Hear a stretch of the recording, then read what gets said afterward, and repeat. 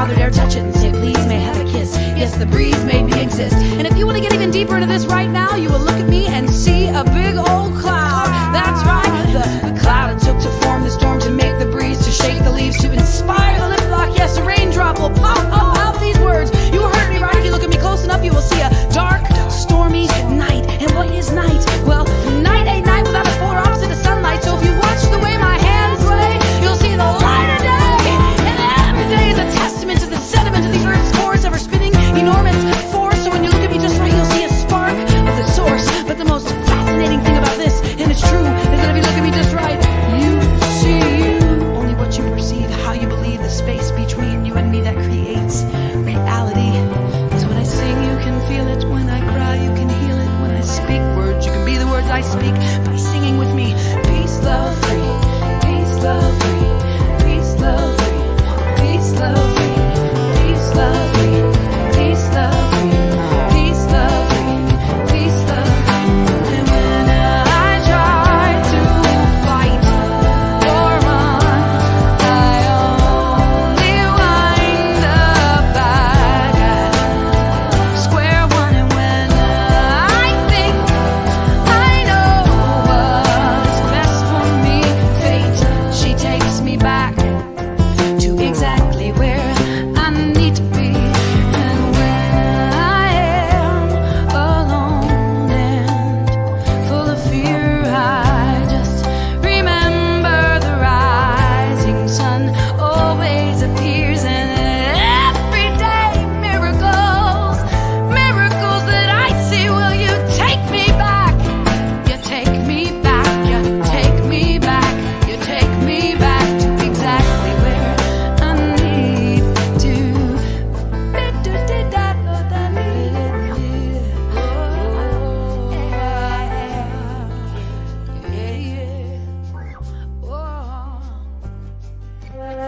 I am exactly where I need to be. I need to be exactly where I am. I am a blessing manifest.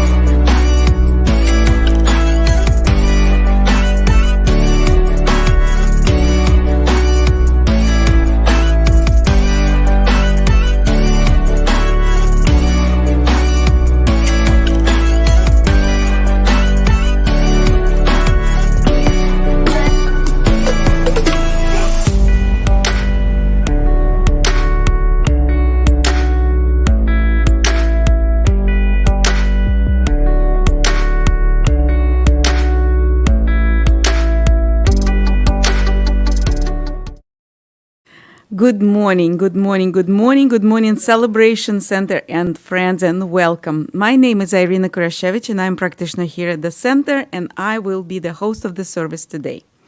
Our beloved Reverend Chris is out of town. She's in North Carolina visiting her friends and family. I think that maybe she took her Captain Curioso with her. I think that they went together. So, but she will be back next week, and we will continue our program. And today we, as usually, we say that we have a very, very special program that I will tell you about, but I would love to ask you to silence your cell phones. But if you don't want to switch them off, this is fine. And if you want to participate in the chat, where people are watching us on YouTube, on Facebook, you can exchange the ideas if they come up during the service. And we're absolutely happy if you an old friend of Celebration Center or an old member, or if you're our new friend, we're absolutely happy to see you. Please let us know who you are and where you're watching us from if you're not with us today. And there is a QR code that you can scan and fill up the guest card, or they're available if you're here with us. They're available on the table. They're cream-colored cards. So we would love to know all of you better. And I always say that I'm grateful that everyone is here or online, and it doesn't matter when you watch it, us, right now or later. There is only one time. It is now. And we have a wonderful service plan for you, of course. Please join me in thanking, first of all, our tech crew, because we can be seen and heard. So thank you, Ivor, for doing this today. Our beloved Jenn Fay is our platform practitioner. I can't wait to hear her praying. Thank you, Jenn. And we have Reverend Sherrie Quander as our guest speaker, but I can't call her guest. She's a friend speaker. We all know and love Reverend Sherrie in Celebration Center, and if you haven't heard her, you're up for the treat. And Reverend Sherrie, she's a religious science minister. She traveled the country, set up her own centers, joined other centers. She's a teacher, she's a student, she's a minister, she's a practitioner, she's a prayer warrior. She's now very active and involved with our sister church, which is Unity of Fairfax. And, what can I say? She just told me she's on the board. I think you don't need to know more. If you haven't been at any centers on the board, you know how involved you are. And Reverend Sherrie will share her wisdom and love with us today. And we have another guest today with our special music, which I never met, but I heard a little bit of him, and he sounds absolutely delightful. His name is Jacques. He's an artist and Grammy-winning producer and songwriter based in Santa Barbara, California. But he's here with us today, here in Virginia, in Falls Church. His songs have been heard on many TV shows, including Grey Anatomy and Nashville, commercials for Honda and Xbox, and the feature films, The Break Up, H for Happiness, and Fury Vengeance. As a music producer, songwriter, Rich won a Grammy for his collaboration with Lisa Loeb on her album, Feel What You Feel. Please join me in welcoming Rich Jacques. And we have several announcements for you. And Reverend Chris wrote me what I have to say, but I want to give you one more announcement. Some of you met our practitioner from Ukraine. She was our practitioner through the StreamYard. We saw her face, we prayed with her. So today she gave birth to a beautiful baby boy. It's her second child, and we're so delighted that this new baby comes, and we decided that he's our symbol and hope for peace. He's that new generation who will never start or never see a war. That's what we pray about. At least he won't remember one. I pray about this. And our announcements. For the month of March, we are collecting first aid kits. You see, we did the previous month collection. We're doing it together with Lutheran Social Services. So please purchase and bring in first aid kits. Art night this month with Miriam Catellis will be charcoal drawing. This Friday, March 10th from 6:30 to 8 p.m. It is a $15 suggested donation. Please RSVP to Miriam. It's miriamcatalis@yahoo.com.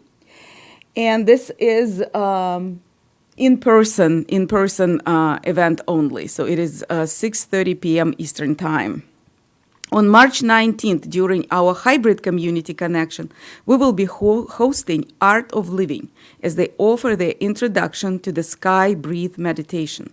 This will be a wonderful meditation practice, and we invite you to join on Zoom or in person. And in April, we'll be holding a used book sale. That's exciting. Hardcovers will be $1, and paperbacks and CDs will be 50 cents. We will be looking for volunteers to run the sale, so please keep your eye if you see a sign-up sheet for this wonderful, wonderful event. And today we will have a community conversation and social time after the service. So please, if you would like to participate and you're watching us online, go to celebrationcenter.org and push the button, enter Zoom events to be the part of this conversation. Everyone is welcome to stay here or to join online. And right now, I would love to welcome Jacques to the stage for an opening song. Thank you. Thank you. Hey, everybody. So I like this theme today of be yourself, because everyone is already taken. But it made me think, I saw this interview with Joseph Campbell, and he was saying everyone in their life shows up at the edge of the woods, and if you see a path there, it's not yours, because your path hasn't been created yet. But this song made me think of that because also within your life, the path ends and then you have to start a new path. So it's constantly redefining or hearing what that is, feeling what that is. But so a few years ago, I lived in LA for 19 years, and right at the beginning of the pandemic, I realized that was kind of my end of my stay in LA, and I had some health issues, and some really generous friends said, well, you should just come live with us in Montecito, and they let me stay at their guest house and kind of heal and experience a new way of living. But this song is about that. This is called Montecito.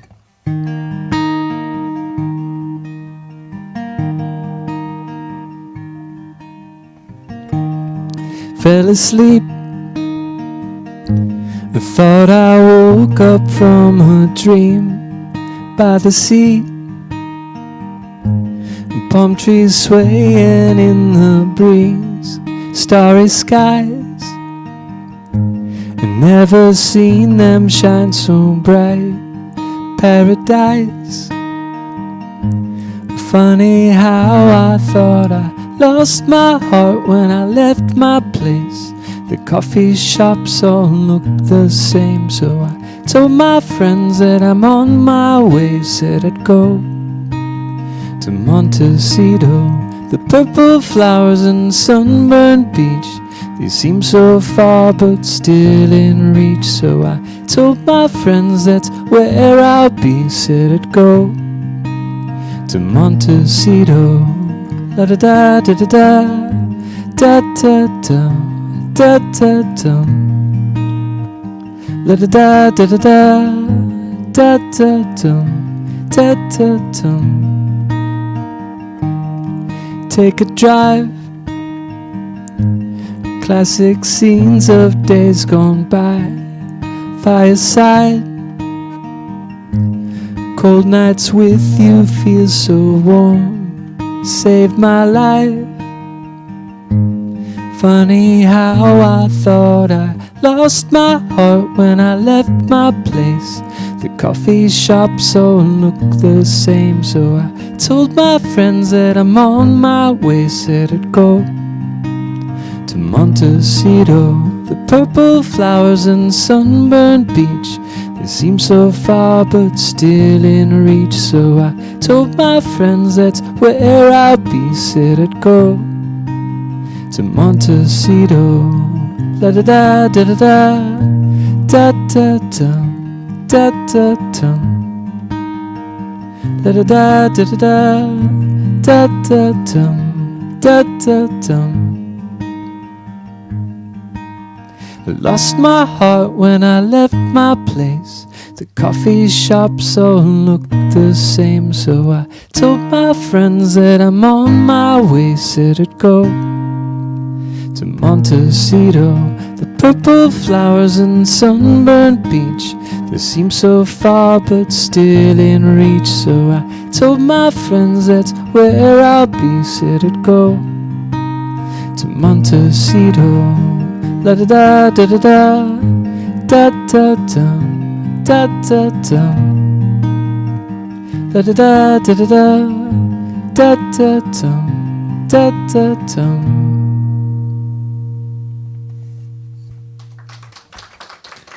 Thank you.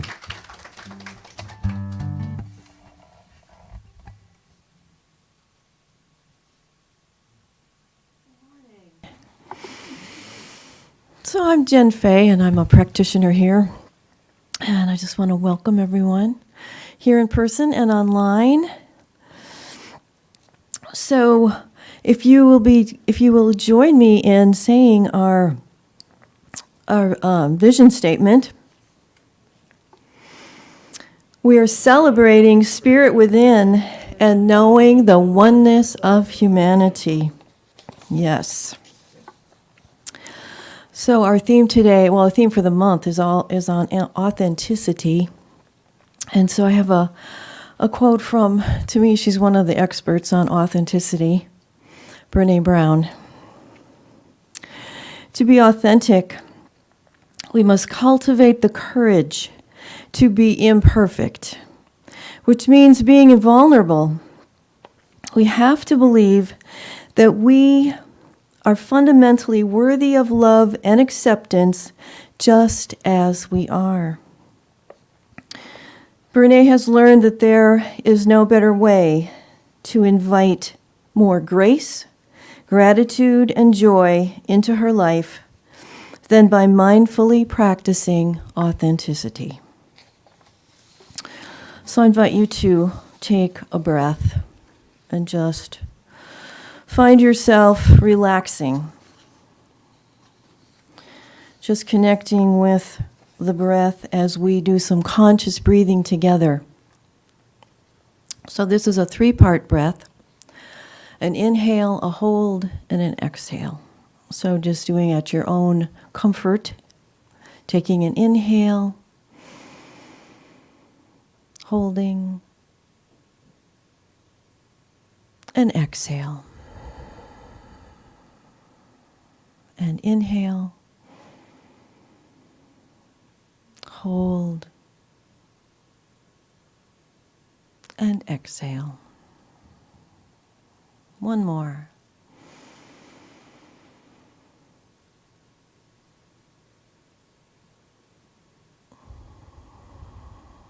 And so as we synchronize our breath, we feel a greater connection.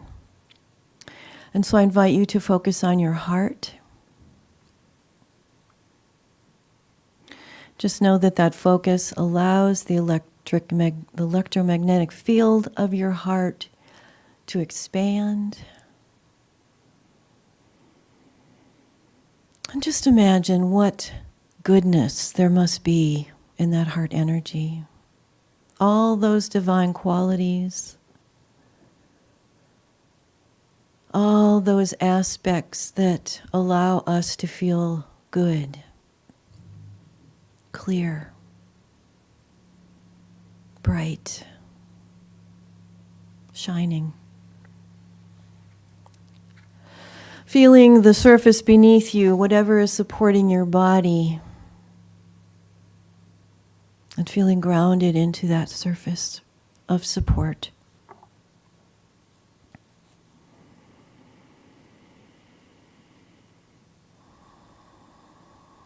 We relax into knowing this presence, the presence of each of us making a difference, showing up.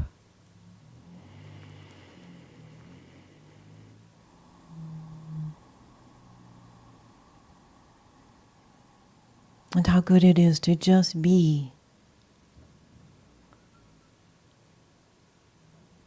To feel the presence within us, all around us.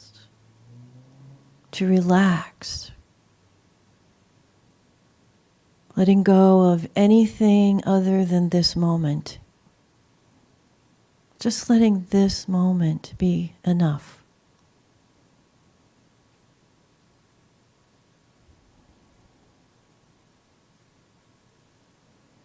And as we connect with what is in this moment, our very amazing essence as spirit, we pave the next moment with this awareness, and the next, and the next, until we have been in this space of connection for many moments, too many to count. We just relax and receive the blessing of this connection.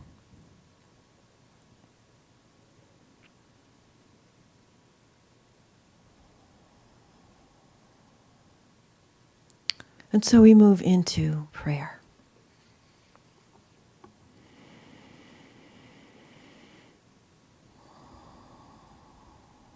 There is one life, and that life is expressing through all of life. That life holds all the wonder of the world, all the wisdom of the ages, all the unconditional love that we could possibly embrace. That life radiates that quality of wholeness, resonates with our bodies, our being. That life is a flow of energy that brings everything we need. That flow is infinitely expressing. And in that flow, again, there is so much good, peace, joy, connection. And as we embrace this for ourselves, we send it out into the world. This flow that is spirit, this flow that is life and light and love. And we hold up in our minds, we hold up the idea that good. We send out this positive blessing of comfort to anyone suffering. We send out this blessing of wisdom to all the world leaders, that they find their way to peace. And that each of us lives from that place of peace, bringing it to each other one life at a time, our greatest point of influence. And so I'm grateful to know all of this and so much more about living, that there is this ebb and flow, that there is this support that goes beyond what I can even comprehend. The support from the invisible realm, the support from the physical realm, the support that shows up exactly at the right time. And so I move and breathe and love and be in gratitude. Releasing all of these words into that universal law, I let them be, knowing that that law responds beautifully and perfectly every time. And so it is. And we'll have another song from Rich.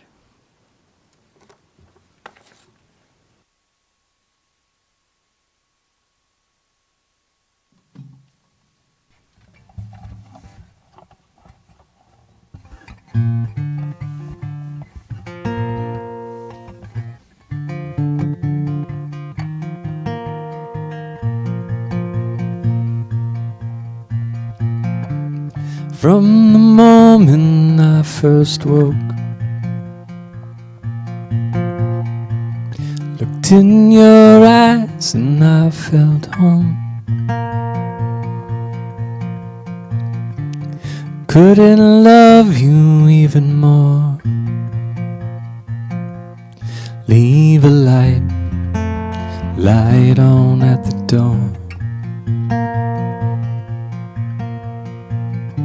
Through all the laughter and the tears, by my side through the years, you always helped me to see clear. Leave a light to let you know I'm here. Ooh, leave a light. Ooh, leave a light.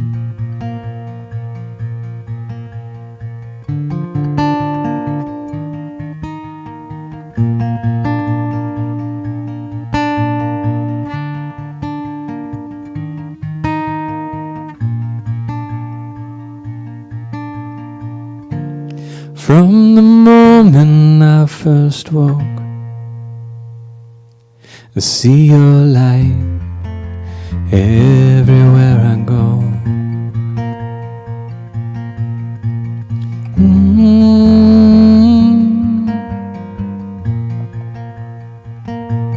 Leave a light on at the door.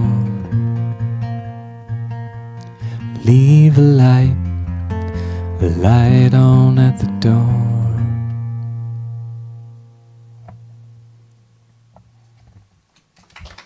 Thank you.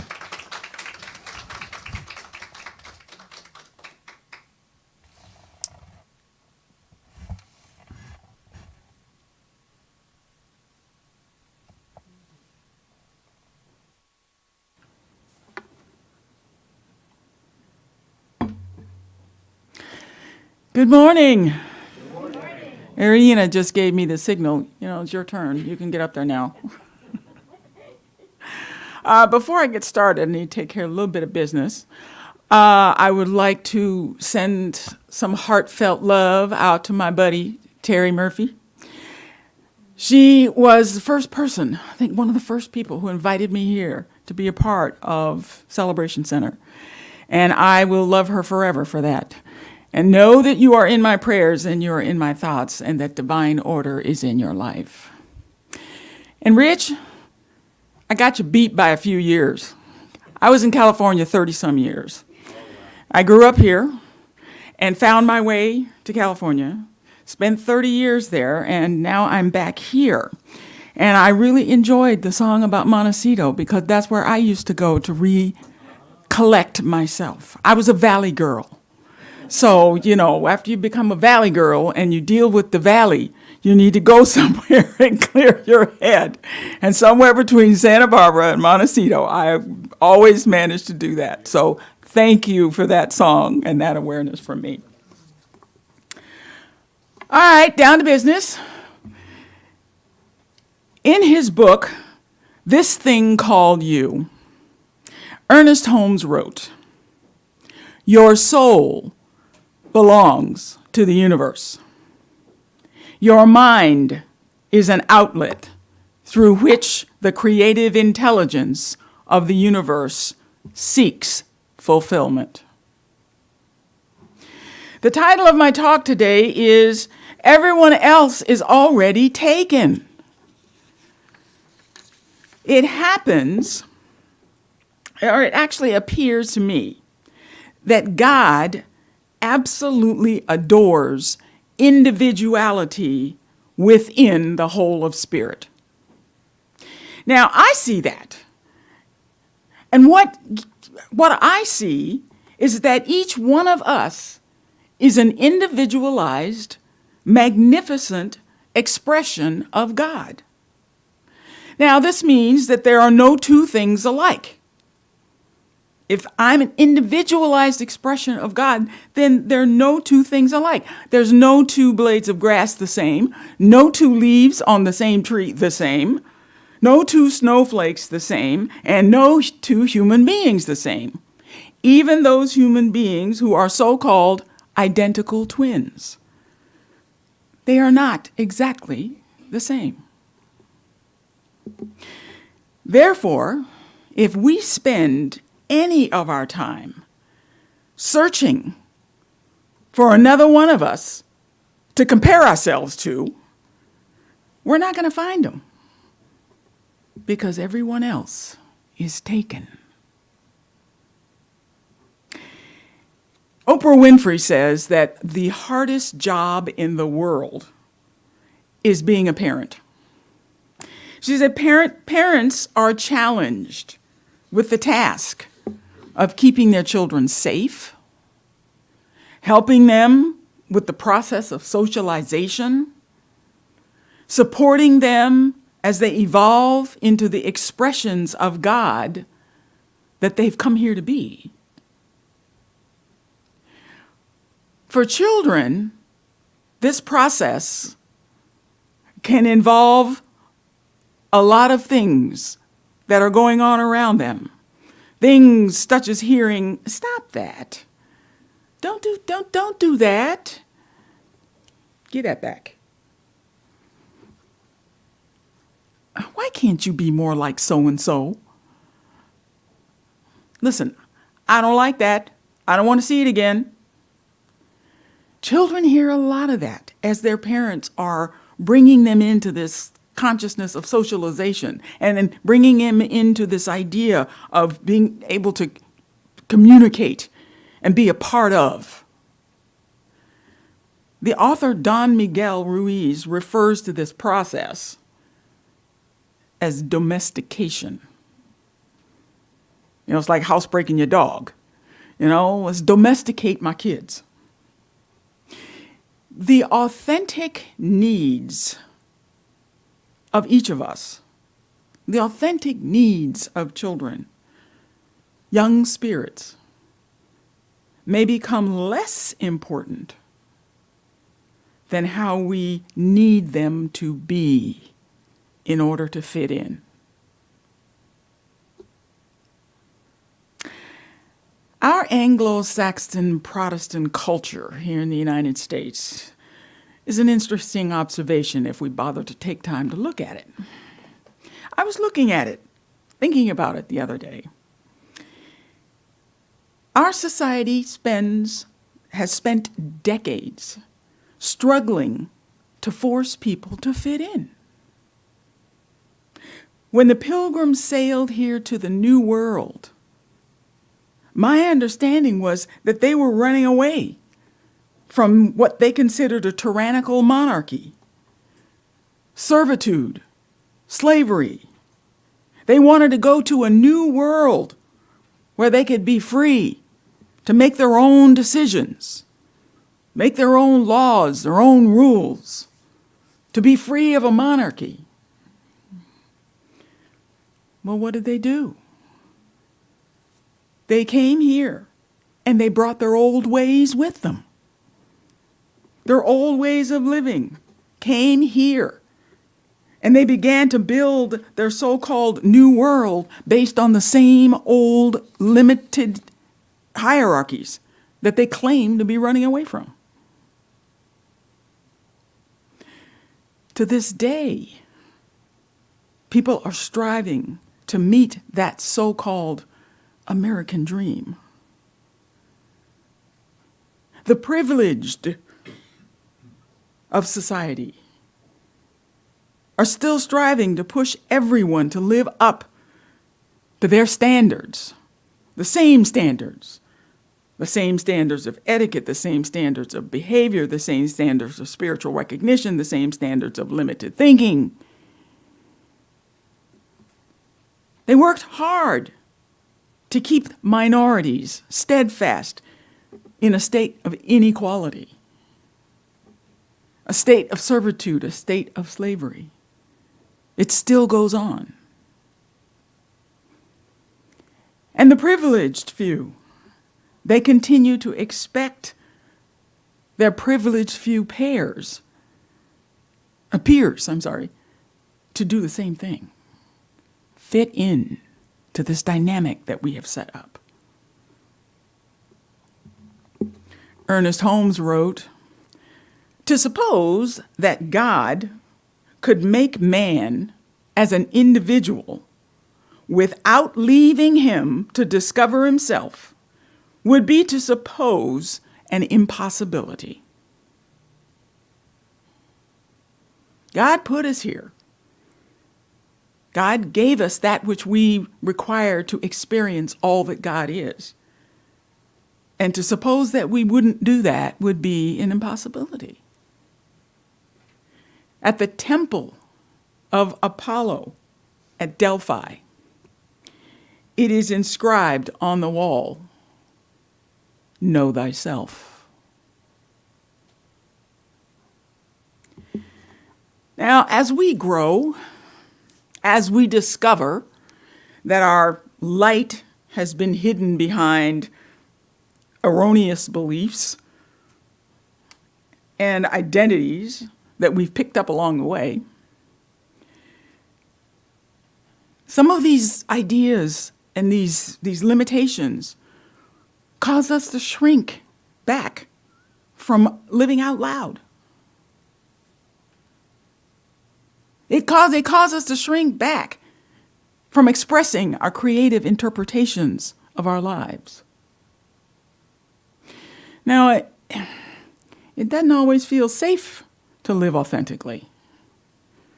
Our thoughts, feelings, and perceptions may be different from those around us.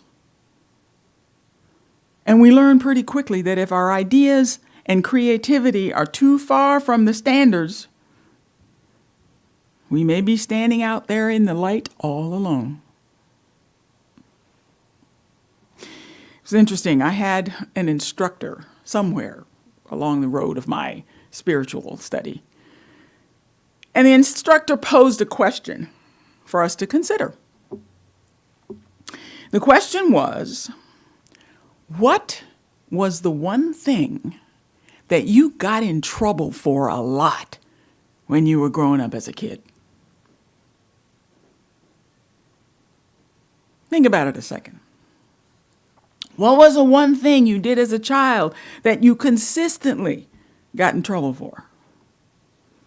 Maybe this activity, this situation that you seem to get in trouble for a lot when you were a kid is part of your authentic self. And that's what you were to bring here to express in this lifetime. I know the comedian Jay Leno tells the story about how when he was a child, he was always getting in trouble at school. Always getting in trouble at school. Now, he also says now that he realizes he probably was dealing with dyslexia when he was growing up. And of course, at the time he was growing up, nobody really knew what dyslexia was. They did not know that this was a learning disability. They just thought he was a troublemaker. And he said that when he was feeling in school, when he was feeling left out, or when he was feeling afraid, or when he was feeling like he didn't know what the teacher was trying to explain, he didn't understand it, his way of dealing with was becoming disruptive in the classroom and telling jokes and teasing his fellow classmates. And he was instantly labeled the class clown. Now look what he does for a living. He's the class clown and gets paid a whole lot of money to do it. And so a lot of these things that we maybe get in trouble with expressing as a child are part of our authenticity that we're trying to experiment with, that is trying to get out, that is trying to be recognized. There are kids who sat in class and had pieces of paper, and you'd find them doodling on the paper instead of paying attention to what the teacher was saying. There were students in class who always had their hands up, had to have the answer to every single question. Well, some of these children have grown into adults who have become artists, illustrators, cartoonists, professors, coaches, teachers. I sit back and I observe my own life. I've shared this with you guys before. The one thing I got in trouble for a lot when I was growing up as a kid was I talked too much. My parents were always sitting on the edge of their seat, worrying about what little piece of truth I was going to stand up and spew that was going to embarrass them. They were always afraid of what I was going to say. I was a kid who had an opinion about everything. I had an observation about everything. I wanted to understand everything. And I was one of those kids that says, why this and why that, and when this and when that. And I would repeat things I heard. And that just pushed my mother to the edge because her kid didn't fit in. Her kid didn't sit in the corner and be nice and quiet and attractive and well behaved. Being well behaved meant sitting and being quiet and being seen and not heard. Well, I never understood that whole concept. Never got the whole concept of being seen and not heard. If I bothered to get up and get dressed and be someplace, man, I was going to be seen, okay? I had to put in the work to get there. I was going to be seen. So what happened to me in my life? What did I grow up to become? I grew up to become an entertainer. I grew up to become a minister, a teacher, a consultant. Somebody who needs to express themselves by means of the spoken word. My job is to deliver information and to entertain people, to be inspiring, to be uplifting to others. And all of this by means of the spoken word. When I was a kid, I used to love soap operas. And I used to read soap operas and book magazines and watch all the soap operas as a kid. My mother was like, oh my gosh, what is the matter with you? Well, I grew up and I got into show business and ended up working for Disney, and they had a new channel that they had started. It was a soap network. And part of my job, working for SoapNet, was to read all the soap magazines and watch the shows and all this. So I used to tell my mom, see, you used to nag me because I used to watch soap operas and now I'm getting paid for it.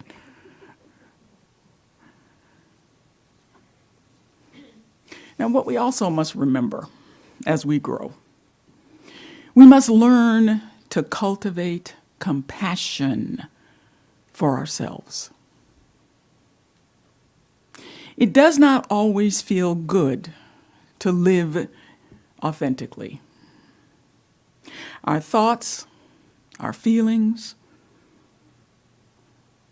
they aren't always safe when we share them. These thoughts and feelings may be different than the people standing around us. And then we live the consequences of not fitting in. The instinct to survive and our need to belong is so strong that we would rather hide our authentic selves for fear of those consequences, for fear of exile, for fear of abandonment, the fear that we're not enough, or even that we may not even be lovable.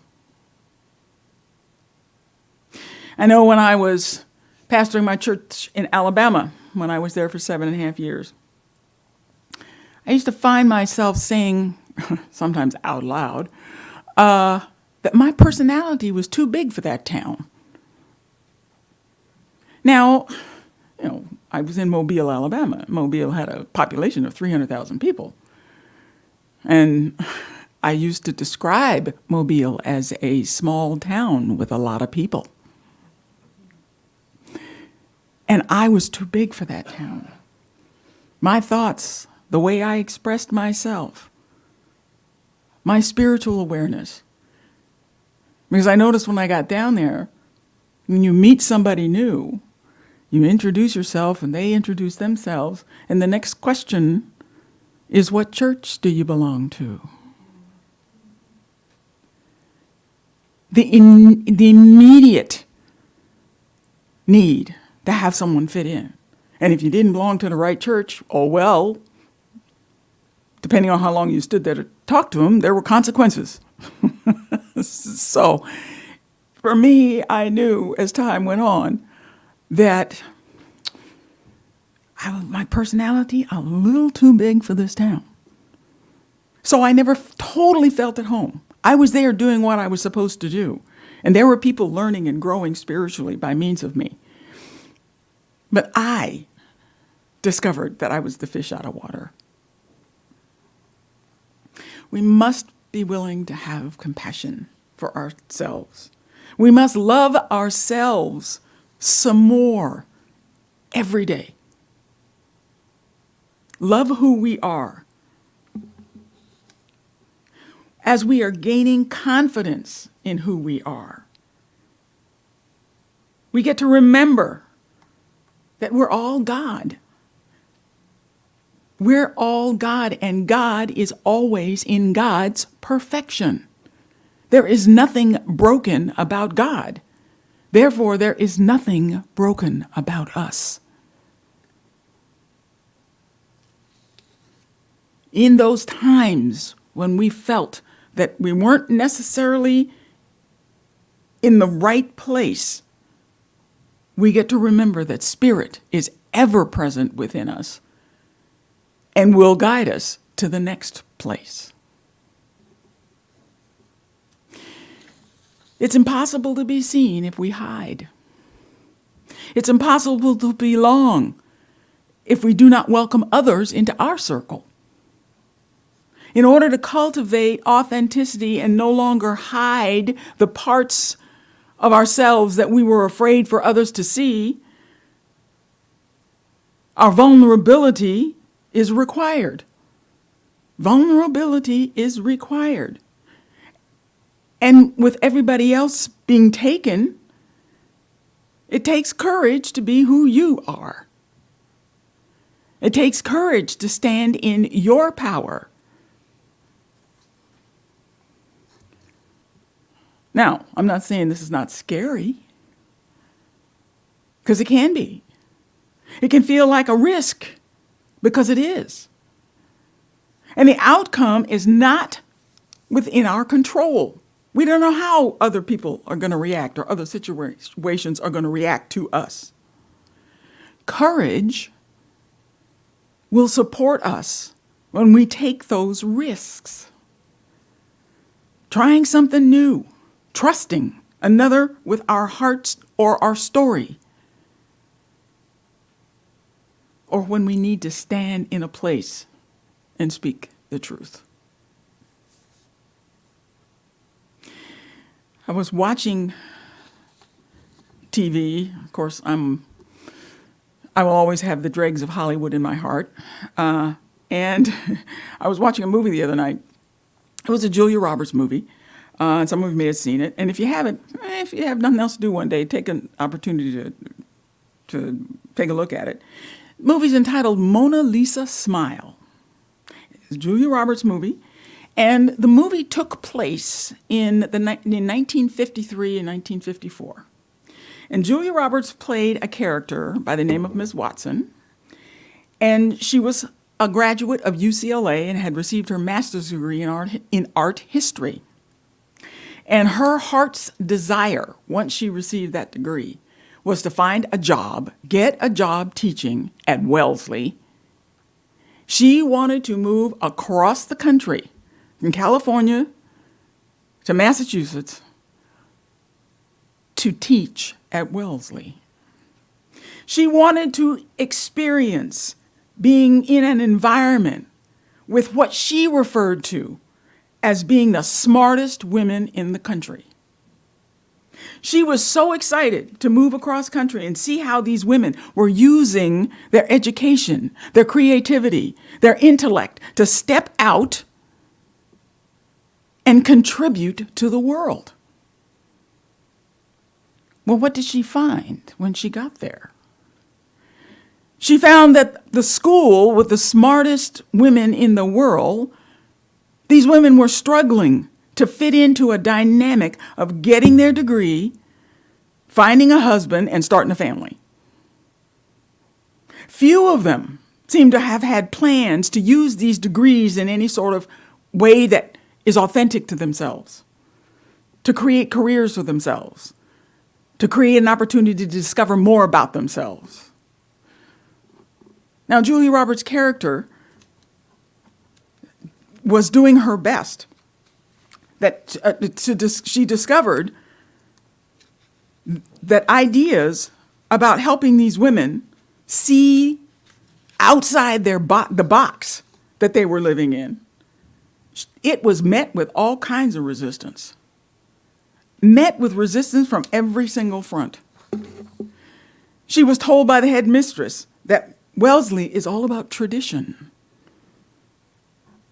Her carefree, Julia Roberts' character, her carefree, open-minded lifestyle set her outside the realm of acceptance with the smartest women in the United States. She struggled. She struggled to help her students see that they could do it all. They could have a career. They could have a family, they could have a marriage, they could have all this sort of stuff, but they were fighting to stay in that box of tradition. The author Brené Brown writes in her book, The Gift of Imperfection, she writes, courage is a heart word. The root of the word courage is core, the Latin word for heart. In one of its earliest forms, she writes, the word courage meant to speak one's mind by telling all one's heart.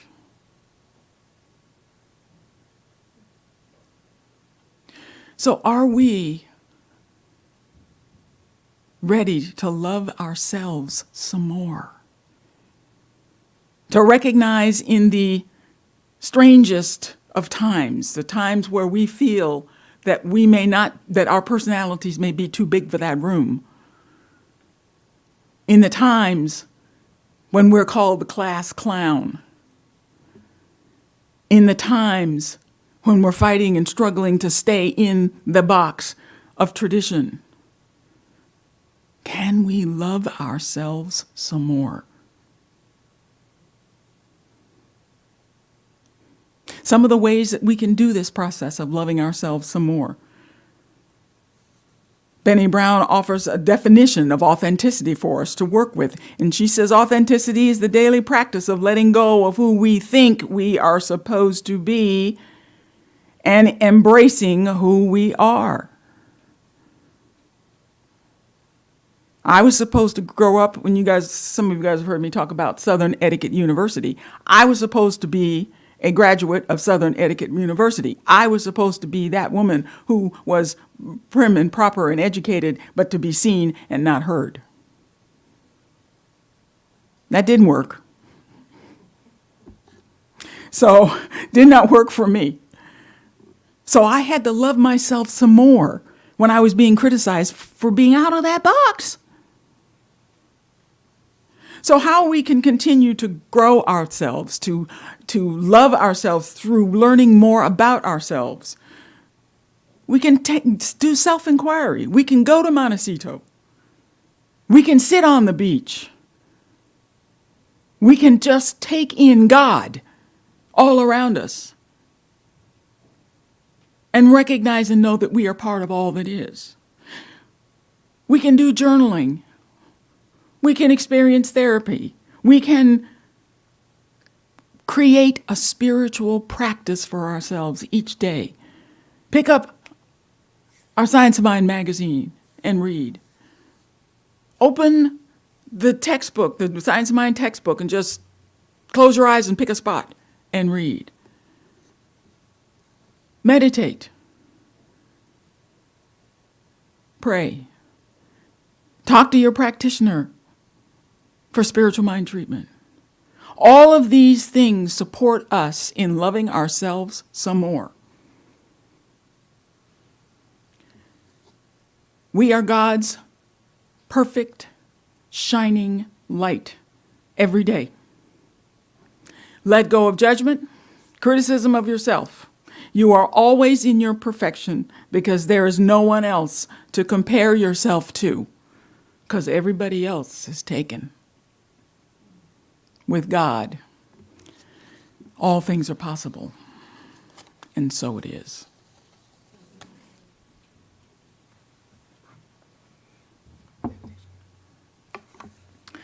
Okay, before I leave here, let us move into prayer.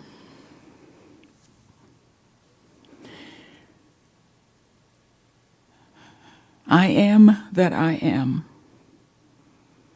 because I am one with all that God is. I am one with light. I am one with imperfection. I am unique in my authenticity. I choose to live my life out loud.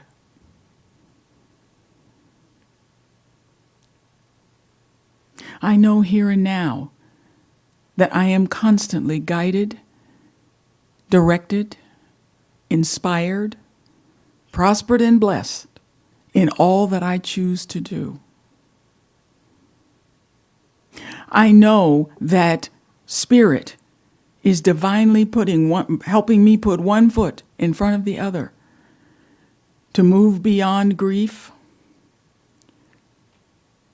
to move into new experiences, to say yes to my good, to recognize that I am prosperous.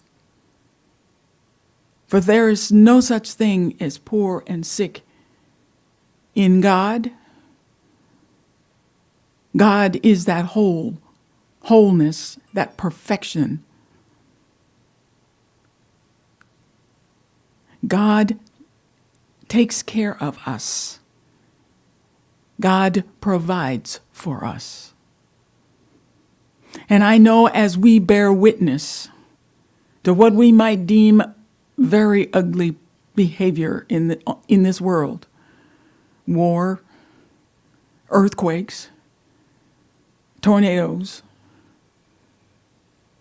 lightning, all of these things, God is in the middle of them. God is healing. God is bringing us together in one consciousness. God is guiding. And it is our opportunity in each and every moment to be in a state of gratitude for all that we are and for all that we have.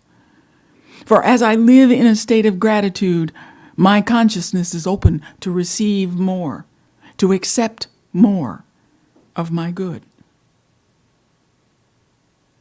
So I keep in my heart and in my consciousness the knowledge that no matter the appearance of any situation, God is in the middle of it. God has got this. Even though I may have to turn the news off in the evenings because what I'm hearing is painful for me, I get to remember that God is in the middle of this. God is handling this. I know and understand that God appears in all things, in all situations. So I relax, I let go, and I let God. I give thanks for that which involves me. I go forth and give the best of the authentic me I have to give. I accept others where they are and who they are, knowing that this is how I get to express peace. So my life is good and very good. And I go forth knowing that all is well in God. So I release these words that have just been spoken here, knowing that they are already done and complete in that mind of God by means of each one of us here today, each one of us joining us online. And so it is. Amen.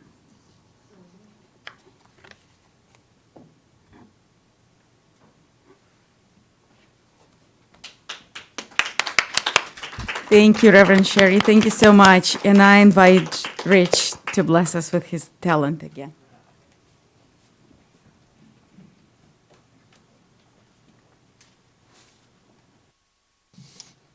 That was good. Gonna tune down to the people's key of D.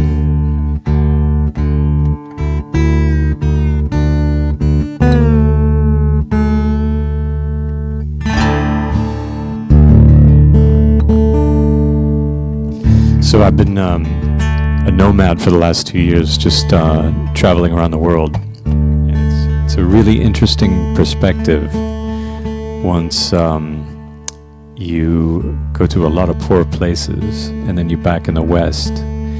And there's a mindset that I experience here of this idea of lack, which is so paradoxical because we have so much.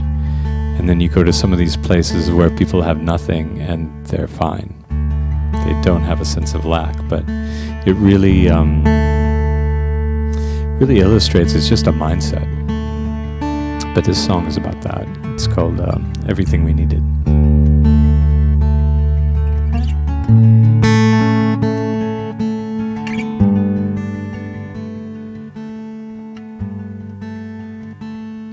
I remember last July, lying underneath the starry sky.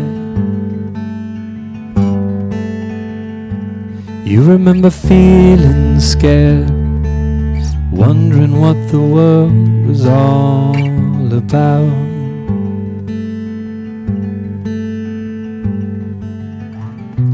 Could we ever feel the way we did? We were so happy we were young.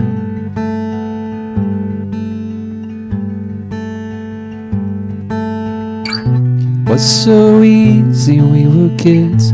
Felt like life had just begun.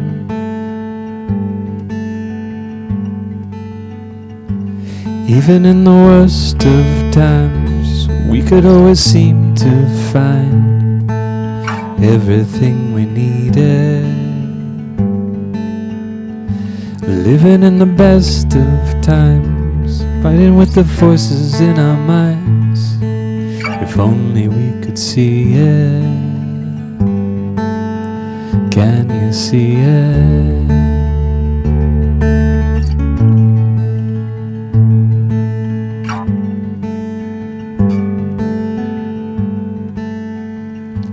Trying not to feel the weight, looking for a place that I can hide.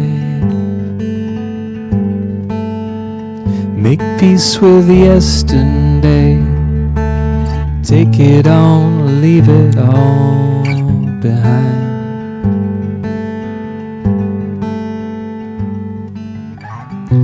Could we ever feel the way we did? We were so happy we were young.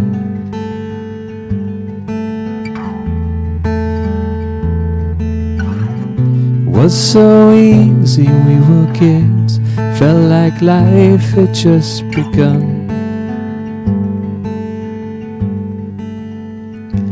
Even in the worst of times, we could always seem to find everything we needed. Living in the best of times, struggling with the voices in our minds. If only we could see it. Can you see it? Can you see it? Can you see it? Can you see it?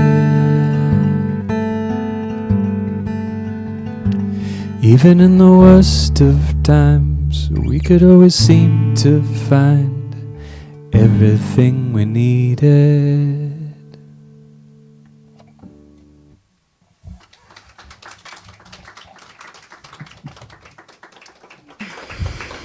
Thank you, Rich. That was a wonderful message too. And thank you, Reverend Sherrie, always. This is the time in our service when we practice our spiritual practice of sharing. We're a tithing community and we rely on tithing and financial gifts of our congregation.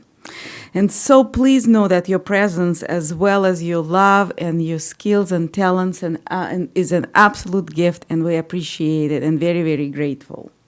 There are several ways you can give. If you're in person, please feel free to use our beautiful baskets for our donations. If you would like to donate online, you can do it through this QR code, or you can always go to celebrationcenter.org and click on the Give button, or you can mail your check. Also, you can find our mail address at the celebrationcenter.org. And I invite Jenn to speak our affirmation.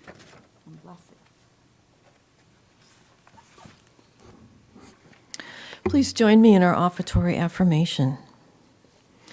Divine love as me releases and multiplies all that I am, all that I have, all that I give, and all that I receive. And so it is. And so we accept these blessings. We accept the energy of these blessings, whether it's money or time, talent, whatever we bring, that unique gift that is ours to bring, that is like no one else's gift. It is the authentic gift that lives within us, that is Spirit expressing through us and as each of us, that is precious. And so we are grateful as we accept these gifts, knowing that these gifts multiply and come back to us in amazing and wonderful ways. And so it is. And with that, I invite us all to the closing song.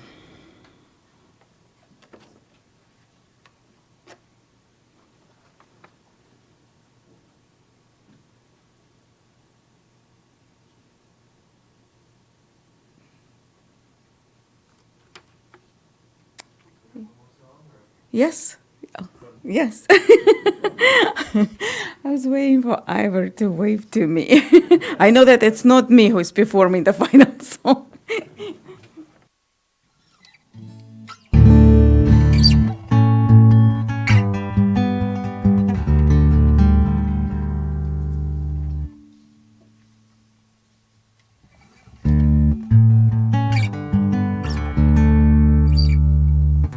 Bringing down the walls again. Bringing down the walls again. I wanna feel the sun against my skin. So I'm bringing down the walls again. I went all around the world, followed every voice I heard, out beyond what I could see. There's more to this than I believed. So I called off the search, 'cause only one thing worked. Bringing down the walls again. Bringing down the walls again. I wanna feel the sun against my skin. So I'm bringing down the walls again. all the things I could not see. Forgot I was you and you were me. I was sure that I was right, making hell of paradise. Pushed until it hurt, but only one thing worked, bringing down the walls again. Bringing down the walls again. I wanna feel the sun against my skin, so I'm bringing down the walls again. How did they get so high? How did they get so high? How did they get so high? How did they get so high? Bringing down the walls again. Bringing down the walls again. I just wanna let the sunlight in, so I'm bringing down the walls again. I just wanna feel again, so I'm bringing down the walls again.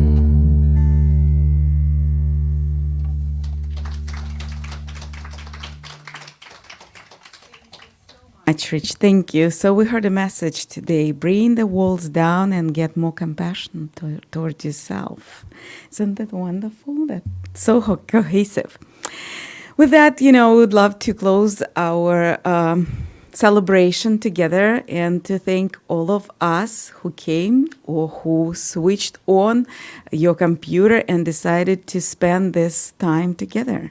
So I'm very, very grateful, and I invite you to also be grateful for yourself, because without each and one of us, that will never happen. So thank you. Thank you for being here and participating. And then please, if you feel like it, repeat after me. I am something wonderful happening in the world right now. I cultivate authenticity in my life. I allow myself to evolve and grow. I set healthy boundaries with love and clarity. I am worthy simply because I am. And so it is.